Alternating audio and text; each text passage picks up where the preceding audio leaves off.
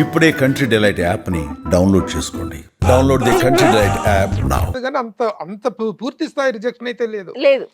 ఎలా ఉంటుందో ఏంటో అనేటువంటి చిన్న ఏంటో ఆందోళన తప్పితే. పైగా నేను అంతగా నాన్నగారి నమ్మకం లేదు. ఎక్కువ మాట్లాడదు ఈ పిల్ల, ఎట్లా పోయి అందరి ముందు ధైర్యంగా యాక్టింగ్ చేస్తుంది అనేది నాన్నగారికి.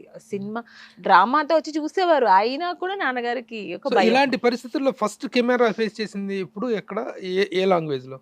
తమిళ్ తమిళ్. తమిళే నేను ట్రై చేశాను ఎక్కువ. తమిళ్లో ఫస్ట్ మూవీ గంగేమరన్ గారు, ఇళయరాజు గారు బ్రదర్ గంగేమరన్ గారు, ఆయన డైరెక్షన్ లో రామరాజు గారు హీరో. అప్పట్లో ఆయన పెద్ద హీరో. సో ఆయన పక్కన చేసా, వెళ్ళి ఫస్ట్ డే చాలా బాగా చేశాను. నాకు అసలు కెమెరా ఫియర్ కూడా లేదు. అందరూ ఫస్ట్ సినిమా ఫస్ట్ మూవీనా అని అడిగారు.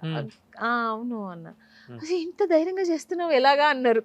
అంటే చిన్నప్పటి నుంచి నేను అద్దం ఉంటది కదా, దాన్ని ఒక కెమెరాలా ఫీల్ అయిపోయేదాన్ని. కెమెరా ఇది మనం చేస్తున్నాం అలా అనుకుని అది అలవాటు అయిపోయి కెమెరాని చూస్తే ఒక ఫియరు, జనాలు ఉన్నట్టుగా నేనే ఫీల్ అయ్యేదాన్ని. ఇంకా అక్కడ పైగా ఆ రోజు ఫస్ట్ డే మధురైలో ఓపెన్ ప్లేస్ లో చేశారు. అంటే డైరెక్టర్ చాలా బాగుంది అన్నట్టుగా. కొన్ని ప్రయత్నాలు విఫలమైన తర్వాత వచ్చిన ఫైనల్ ఫిల్మ్ ఇది. ఫస్ట్ అటెంప్టే వచ్చిందా?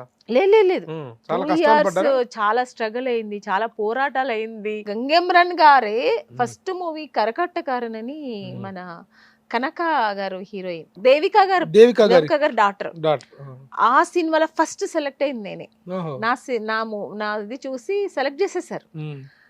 అక్కడ కొంచెం అక్కడ తీసుకెళ్లిన మేనేజర్ ఉంటారు కదా, నెక్స్ట్ డే ఆయన ఏం చేశారంటే, నాకు పేరు చెప్పదలుచుకోలేదు. ఆ మేనేజర్ ఏం చెప్పారంటే, అగ్రిమెంట్ 5 years అగ్రిమెంట్ వేసుకుందాము, నేనే మేనేజర్ గా ఉంటాను.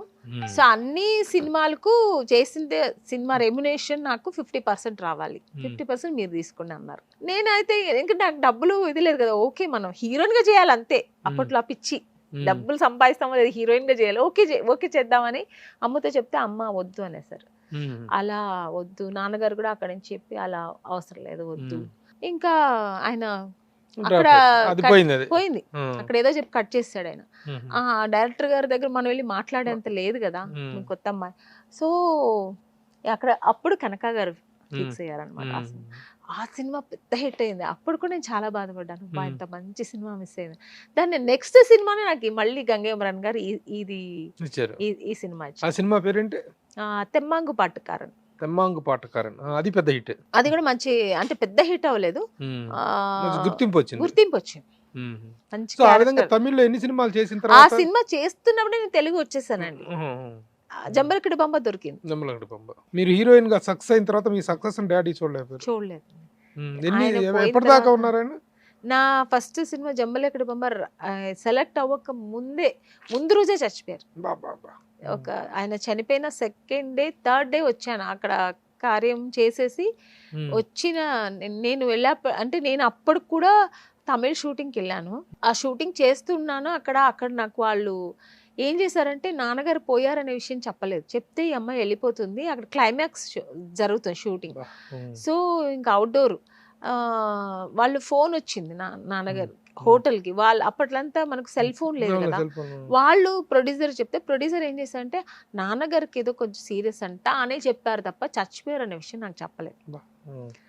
సరే నాకు తెలియదు, సీరియస్ అనక టెన్షన్ అయ్యాను. టెన్షన్ అయితే ఆ రోజు ఫినిష్ అయ్యి నెక్స్ట్ డే పంపించారు నన్ను. నేను ఆ ఊరు నుంచి చెన్నై నుంచి బెంగళూరు వెళ్ళేప్పటికి 1.5 day పట్టింది. నేను వెళ్ళేప్పటికి నాన్నగారు ఫేస్ కూడా దొరకలేదు నాకు, దొరకలే. ఎందుకంటే అప్పటికే లేట్ అయిపోయింది. వాళ్ళు నన్ను అందుబాటులో లేదు నాకు చెప్పడానికి. కమ్యూనికేషన్ చాలా తక్కువ.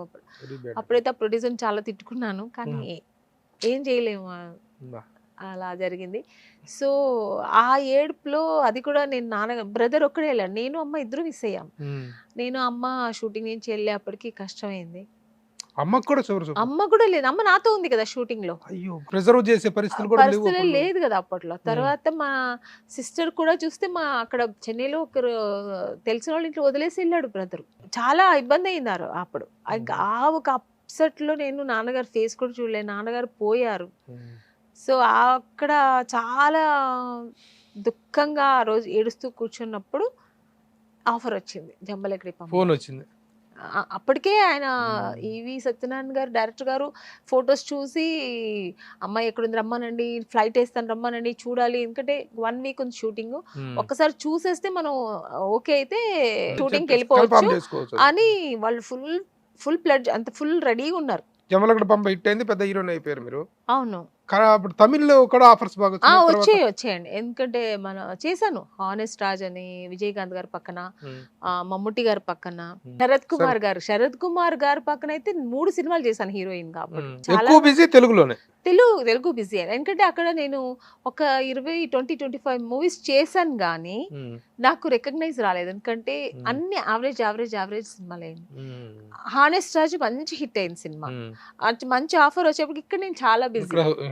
సో ఇక్కడ నేను పైగా అన్ని హీరోయిన్ ఓరియంటెడ్ పిక్చర్స్, సో నేను మిస్ చేసుకోలేదు. పైగా నాకు తెలుగు ఒక మంచి అక్కడి నుంచే నా లైఫ్ స్టార్ట్ అయింది కదా, అందుకే నేను ఎక్కువ తెలుగు ప్రిఫరెన్స్ ఇచ్చాను. తెలుగు ఇంత ఫ్లూయెన్స్ గా మాట్లాడుతున్నారు, ఏమాత్రం తేడా లేకుండా మాట్లాడుతున్నారు.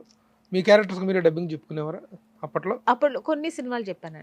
సినిమా ఇండస్ట్రీస్ లేడీస్ అనగానే ఆ రోజున మీ నాన్నగారు వద్దమ్మా ఎందుకు నాన్న సినిమాలు నువ్వు ఏమనలేవు, నీకు కాదు అక్కడ రకరకాల. అలాగే మీరు పెళ్లి చేసుకున్న తర్వాత కాజా మొయిద్దీన్ గారు కూడాను నాకు యాక్ట్ చేయడం ఇష్టం లేదు అనేటువంటి అభిప్రాయం చెప్పారు. అంటే దాని అర్థం ఏంటంటే వాళ్ళకి కొన్ని అభిప్రాయాలు ఉంటాయి ఇక్కడ ఉండే రకరకాల సమస్యల మీద. అలాంటి సిచ్యువేషన్స్ మీకు ఎప్పుడైనా ఎదురు